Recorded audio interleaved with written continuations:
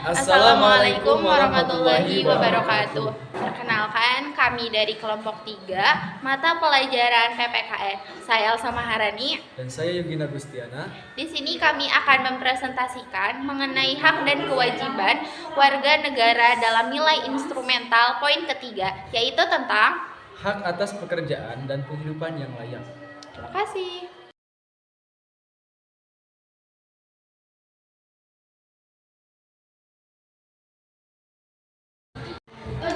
Makna dan arti pentingnya pekerjaan bagi setiap orang tercermin dalam Undang-Undang Dasar Negara Republik Indonesia tahun 1945. Pasal 27 ayat 2 menyatakan bahwa setiap warga negara Indonesia berhak atas pekerjaan dan penghidupan yang layak bagi kemanusiaan. Macam-macam hak pekerjaan meliputi atas beberapa poin. Yang pertama, hak atas pekerjaan. Yang kedua, hak atas upah yang adil. Hak atas upah yang adil merupakan hak legal yang diterima dan dituntut seseorang sejak ia mengikat diri untuk bekerja pada suatu perusahaan. Dengan hak atas upah yang adil, sesungguhnya Pertama, bahwa setiap pekerjaan berhak mendapatkan upah, artinya setiap pekerjaan berhak untuk dibayar. Yang kedua, setiap orang tidak hanya berhak memperoleh upah, ia juga berhak memperoleh upah yang adil, yaitu upah yang sebanding dengan tenaga yang telah disumbangkannya. Yang ketiga, bahwa prinsip tidak boleh ada perlakuan yang berada atau diskriminatif dalam soal pemberian upah kepada seluruh pekerja. Dengan kata lain, harus berlaku prinsip upah yang sama bagi pekerjaan yang sama. Tiga, hak untuk diproses secara sah. Hak ini terutama berlaku ketika seorang pekerja dituduh dan diancam dengan hukuman tertentu karena diduga melakukan pelanggaran atau kesalahan tertentu. Pekerja tersebut wajib diberi kesempatan untuk mempertanggungjawabkan tindakannya, dan kalau ternyata ia tidak bersalah, ia wajib diberi kesempatan untuk membela diri. Yang keempat, hak untuk diperlakukan secara sama. Hak ini untuk diperlakukan secara sama. Pada prinsipnya, semua pekerja harus diperlakukan secara sama, secara fair. Artinya tidak boleh ada diskriminasi dalam perusahaan, entah berdasarkan warna kulit, jenis kelamin, etnis, agama, dan semacamnya, baik dalam sikap dan perlakuan, gaji, maupun peluang untuk jabatan dipertimbangkan secara rasional. Diskriminasi ini yang didasarkan pada jenis kelamin, etnis, agama, dan semacamnya adalah perlakuan yang tidak adil. Yang kelima, hak atas rahasia pribadi. Pekerja punya hak untuk dirahasiakan data pribadinya. Bahkan perusahaan harus menerima bahwa ada hal-hal tertentu yang tidak boleh diketahui oleh perusahaan dan ingin tetap dirahasiakan oleh pekerja. Hak atas rahasia pribadi tidak mutlak. Dalam kasus tertentu, data yang dianggap paling rahasia harus diketahui oleh perusahaan atau karyawan lainnya. Misalnya, pekerja tersebut menderita riwayat penyakit tertentu, dikhawatirkan apabila sewaktu-waktu penyakit tersebut kambuh dan akan merugikan banyak orang atau mencelakakan orang lain. Umumnya yang dianggap sebagai rahasia pribadi, karena itu tidak perlu diketahui dan dicampuri oleh perusahaan adalah persoalan yang menyangkut keyakinan religius, afiliasi, dan haluan politik, urusan keluarga, serta urusan sosial lainnya. Yang keenam, hak atas kebebasan suara hati. Pekerjaan tidak boleh dipaksa untuk melakukan tindakan tertentu yang dianggapnya tidak baik atau mungkin baik menurut perusahaan. Jadi pekerjaan harus dibiarkan bebas mengikuti apa yang menurut suara hatinya adalah hal yang baik. Jadi penting sekali bagi pekerja dan pengambil kebijakan, khususnya tentang ketenagakerjaan, memahami hak atas pekerjaan dan penghidupan yang layak ini, sehingga tujuan untuk mewujudkan manusia Indonesia yang mandiri dan berkeadilan sosial dapat diwujudkan demi kesejahteraan bersama seluruh warga Indonesia. Ada juga kewajiban negara terhadap hak ekosob atau ekonomi sosial budaya, termasuk hak atas penghidupan yang layak. Yang pertama, kewajiban menghormati. Dan poin pertama, negara menghormati hak asasi manusia dengan tidak campur tangan, intervensi individu warga negara dalam menjalankan hak yang bersangkutan.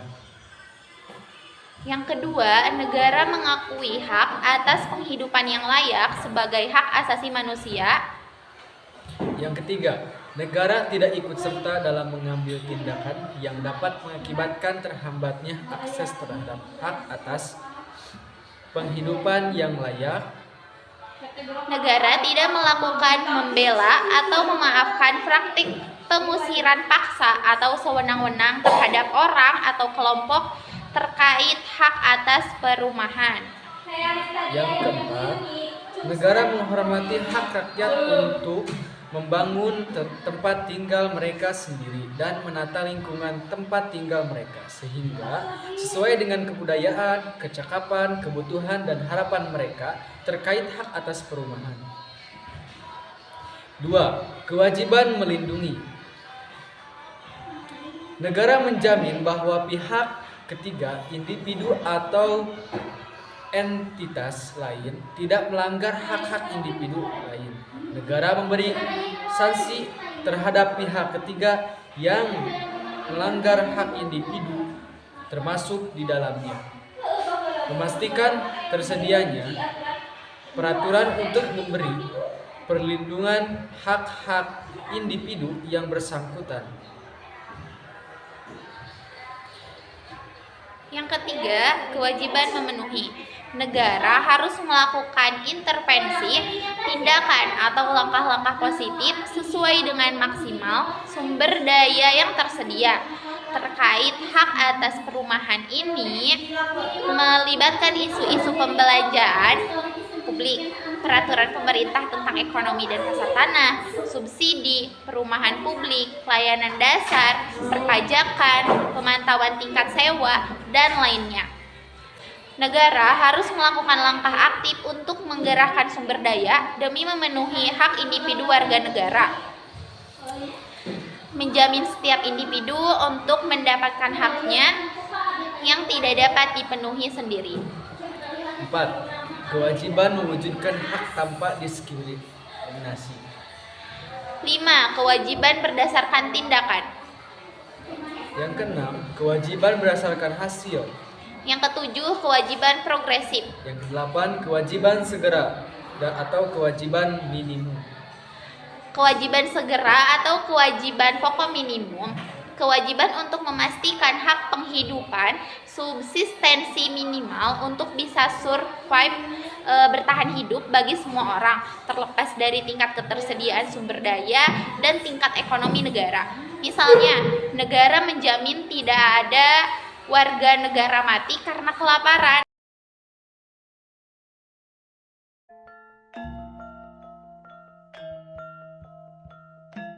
Tingginya angka kemiskinan di Yogyakarta masih menduduki nomor 10 di antara sejumlah provinsi termiskin di Indonesia.